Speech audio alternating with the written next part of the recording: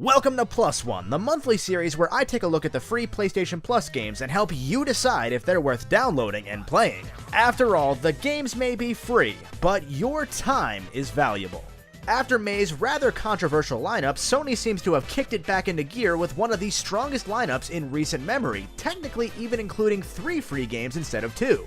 June's free games include Sonic Mania and Borderlands The Handsome Collection, a compilation of Borderlands 2 and Borderlands the pre-sequel, both with all of their respective DLCs. I'll dive into Borderlands in a bit though. First, I want to open up by saying this before you skip ahead. Sonic Mania is the greatest Sonic game ever made.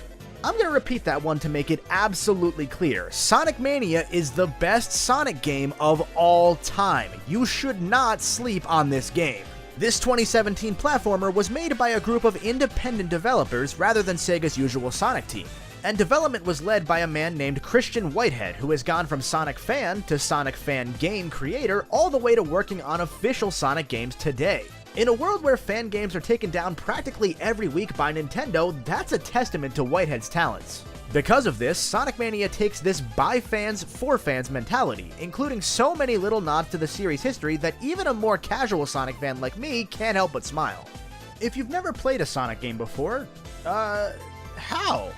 Whatever. Like every side-scrolling Sonic game, you'll be running through a handful of zones, each split into 2 acts, and jumping on enemies, collecting rings, fighting the occasional boss, you know, your usual platforming stuff. This time around, the plot focuses on Sonic, Tails, and Knuckles racing to stop Dr. Eggman from collecting Phantom Rubies, these mysterious gems that are somehow teleporting the gang to areas from Sonic's previous adventures. This means that throughout this game, you'll be traveling through classic Sonic stages like Green Hill Zone, Chemical Plant Zone, and several others from Sonic 1, 2, 3 and Knuckles, and Sonic CD. However, these stages aren't going to be just a walk down memory lane, as they've all been significantly altered and tweaked after you move past the first few level chunks of each. By the time you get to the second level in each zone, a whole new gimmick often appears that takes it in a totally different direction than the Genesis games ever did.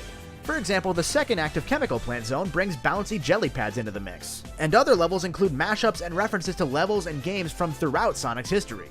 In short, while they may look similar, these remixes may as well be all new levels. In addition to these are a handful of new levels too, and these easily fit their way in with the best the series has ever had to offer. Every level has so many hidden nooks and crannies and countless paths to explore depending on who you're playing as and your overall skill level that every playthrough will be a whole new experience for you. But what about the controls? Does this game feel fun to play? Like the classic Genesis games, this game is incredibly simple. There's a run button and a jump button, and that's about it. Unlike those games though, Mania uses Christian Whitehead's custom game engine that he previously used on fan games and later on porting those original Sonic games to smartphones and other consoles. Like everything else in Sonic Mania, this engine is an absolute dream. Playing Mania feels exactly like your memory of the classic Sonic games. And if you're somebody new to the franchise, you'll feel right at home here within just a few minutes. As you'd expect from a classic Sonic game, each character has their standard spin dash, which you can rev up by pressing X while holding down on the D-pad or the control stick. Once you release, your character will go flying forward with a burst of speed. Tails and Knuckles have each of their classic abilities returning as well. If you're a new player, you might like Tails for his ability to fly and reach areas that his buddies can't. Or you might take to Knuckles since he can climb onto walls and glide through the air. Sonic, meanwhile, debuts a new ability aimed specifically at newer players called the Drop Dash. If you hold down X while you're in midair, you'll charge up a boost that releases once you land. This new move allows you to keep your momentum going at just about any point in any level. Got hit by an enemy? Don't sweat it, just use your Drop Dash and you'll pick right back up where you left off. It's fantastic. Some of your classic items return too, like the water, fire, and thunder shields, and now they have unique effects on the environments around you. For example, the fire shield will burn down some of Green Hill Zone's wooden platforms, opening up secret areas with new goodies or maybe even a bonus ring. If you find one of these giant rings, it'll teleport you to these incredibly fun 3D special stages, where you'll be racing to catch up to a speedy UFO before the timer runs out. If you can successfully reach it, you'll get a Chaos Emerald, and getting all 7 Chaos Emeralds will allow you to transform into a super form of your selected character and run through the levels at breakneck speeds with full invincibility. Again, it's fantastic. I'm boiling Sonic Mania down to its very core essence here, but there's so much more that I could gush about, and even then, I might not be doing it justice. I haven't even talked about the two-player cooperative and competitive modes, the gorgeous retro-inspired graphics, or the phenomenal new soundtrack, for example. Or the fact that this game embraced the and Knuckles meme, letting you play as two clones of Knuckles at the same time.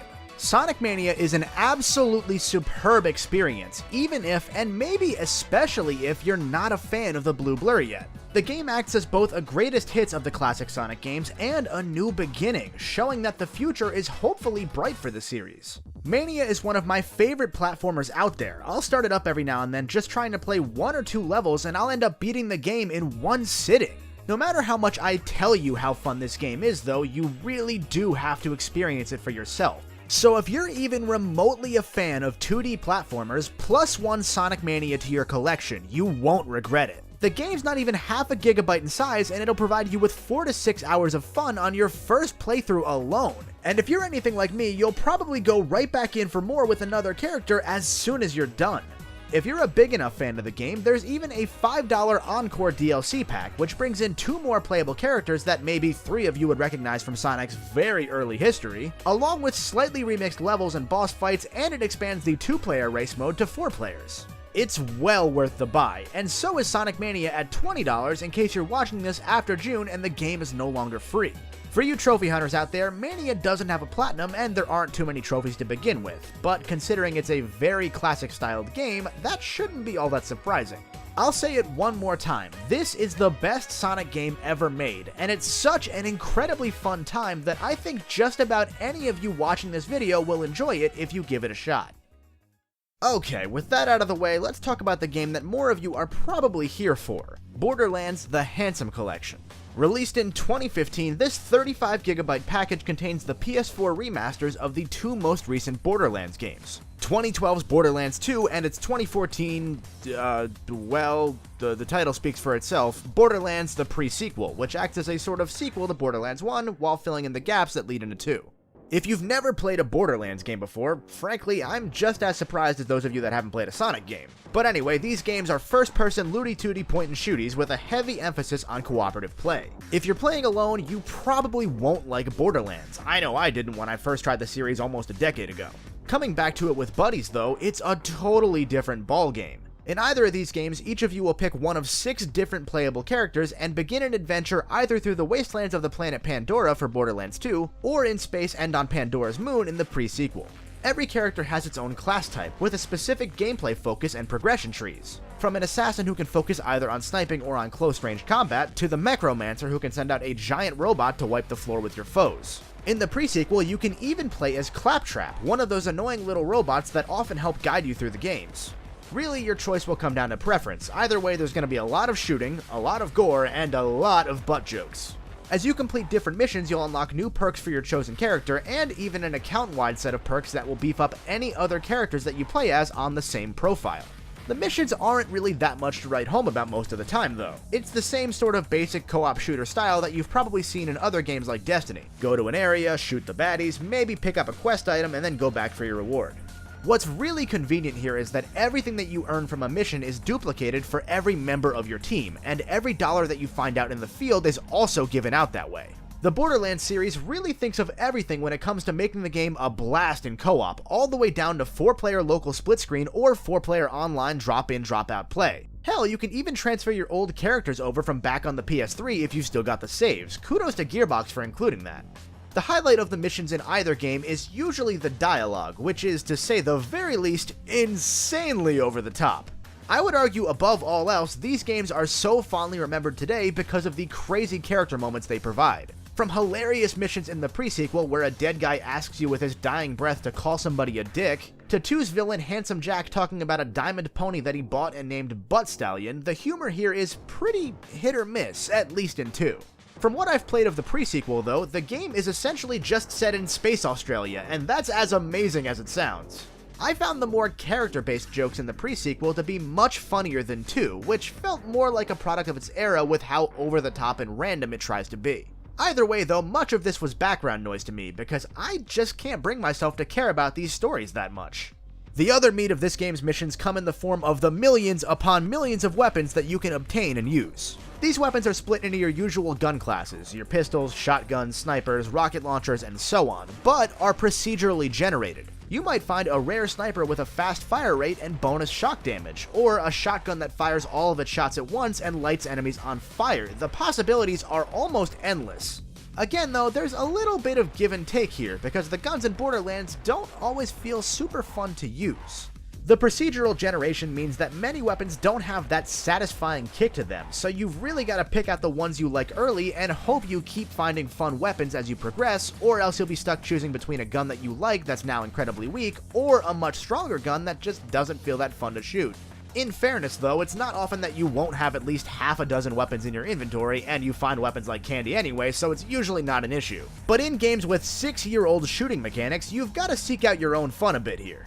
I personally liked running in with a shotgun and getting right up in the action. That's where the game felt the most fun for me. Plus, if you get downed and your teammates can't get to you right away to revive you, you can revive yourself by killing an enemy before you die. So I really liked designating a fodder enemy that I would take down to low health but keep alive while I picked apart the others. That way if I got downed, I could very quickly bring myself back into the action.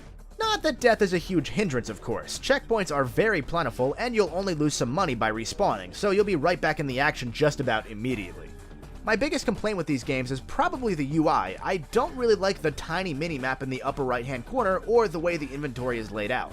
The games, again, are incredibly convenient, letting you buy an item back if you accidentally sell the wrong thing, but it certainly takes a little bit of getting used to this whole user interface. All 4 of us that were playing struggled at some point when jumping between all the menus and the features that the game likes to immediately throw at you. None of this is a deal breaker, but something to keep in mind when going into these games all these years after their original release, when other games have since come in and improved on this formula. Now I've been lumping 2 and the pre-sequel together for the most part because functionally they're not that different as games. For example, both games, being last generation releases, have similarly segmented hubs throughout the overall world. That means you should probably get used to riding through the empty wastelands in a vehicle as you backtrack between areas. It's not too bad since the vehicles are pretty fast, but there are points when it gets a bit tedious. Here's where I get to expand a little bit more on the pre-sequel though, as it cleans up a few of my issues that I had with Borderlands 2. Being set in space gives pre-sequel a little bit of license to experiment with the series' gameplay, and that's exactly what developer 2K Australia did. In addition to jumping around in low gravity in most of the game's areas, every character has to manage their oxygen levels when out in the vacuum of space. If a player's oxygen tank runs out, they'll naturally start losing health as their character suffocates, but there are air pockets sprinkled so frequently that it's never really an issue, at least early on. Also, since I played as Claptrap, I didn't have to worry about that whatsoever because robots don't breathe.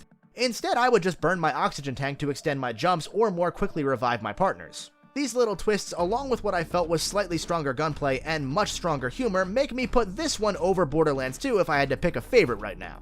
In short, the Handsome Collection is a group of 2 games that are very much products of their era. They're still totally fine games, and I did have a lot of fun playing them, but there are a bunch of smaller issues that start to add up when you're playing them in 2019.